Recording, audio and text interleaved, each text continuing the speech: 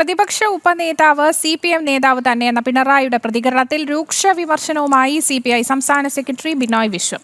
സ്ഥാനം സംബന്ധിച്ചത് തർക്ക വിഷയമാണ്. പിണറായിയുടെ പദവിക്കും സ്ഥാനത്തിനും വിരുദ്ധമായ പ്രസ്താവനയാണ്. ചർച്ച തുടരുമ്പോൾ ഇത്തരം പ്രസ്താവന ശരിയല്ലെന്നും വിമർശനം. പ്രതിപക്ഷ ഉപനേതൃസ്ഥാനം CPMന് തന്നെയെന്നായിരുന്നു പിണറായിയുടെ പരാമർശം. LDFിലെ പ്രതിപക്ഷ ഉപനേതാവ് പദവി കഴിഞ്ഞ കുറേ കാലമായിട്ട് CPIയും CPMും തമ്മിൽ നടക്കുന്ന ചർച്ചാ വിഷയമാണ്.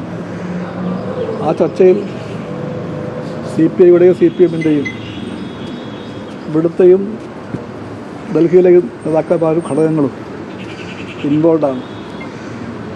അതൊരു തർക്ക വിഷയമാണ്. അഥവാ അദ്ദേഹം പറഞ്ഞുവെങ്കിൽ അദ്ദേഹം വഹിക്കുന്ന പദവിക്ക്, അദ്ദേഹത്തിൻ്റെ രാഷ്ട്രീയ പക്വതയ്ക്ക് നിരക്കുന്ന ഒരു പ്രസ്താവന അല്ല അതെന്ന് പറയാൻ